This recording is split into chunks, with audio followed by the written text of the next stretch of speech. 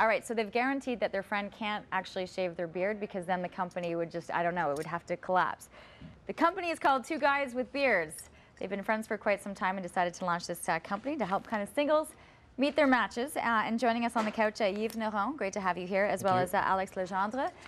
So, I love the name, as you can tell. I think it's a great name for a company. But give us a rundown as to kind of how you guys started and created an online, not online, but a speed dating company. Well, a few years ago, Alex and I, we actually went speed dating. We were with a few friends of ours, and we had a great time.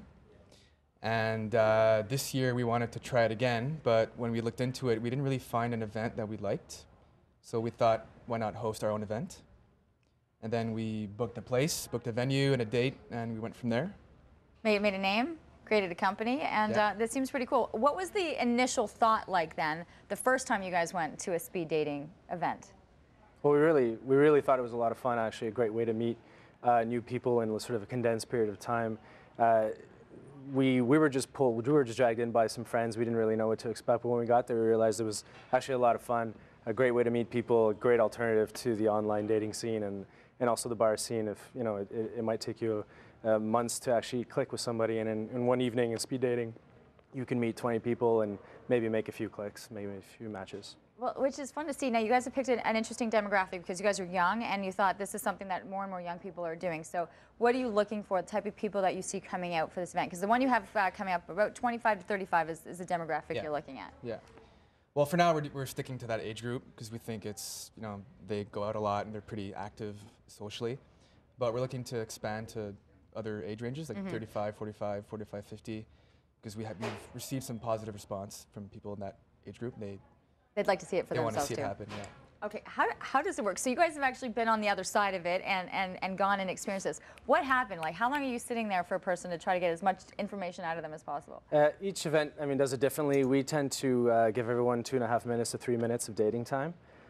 So basically, the ladies all sit at a table, and the gentlemen will move from table to table. And we give, like I say, every couple about 3 minutes to chat. Conversation's up to them, they figure it out, and then we'll ring a bell and usher people to their next table, essentially. And by the end of the evening, everyone's had 20 dates. Which is, it's fun to be able to think of it. What would be the main questions that you would think to ask in that 3 minutes? Or do you find that it does change depending on the type of person that you see coming down the row? That's it. Like, you find that your first few dates, you're kind of nervous, so you're talking about, you know, the regular stuff, work, family, friends. Yeah. And then you get into more kind of wacky, short, quick, funny conversations. Because you have very little time to make that first impression. Yeah, it's just enough time to know if you want to get to know them further.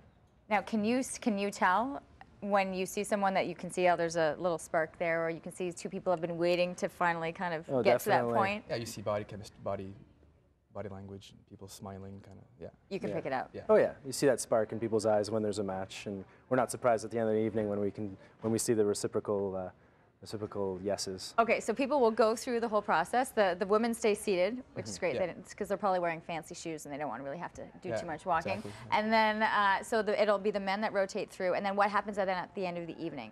Or are they marking things down as they're going? How does that work? Essentially, everyone has a scorecard, and everyone's assigned a number. And so, for example, if I'm sitting across from you on my first date, you'll be number 1, and on my scorecard, there'll be a number 1, and I'll say yes or no, whether or not I felt that we clicked. And then I'll go to the next table and do the same thing. And you'll have the same card, clicking yes and no to the various people that you meet. At the end of the evening, everyone turns in their cards.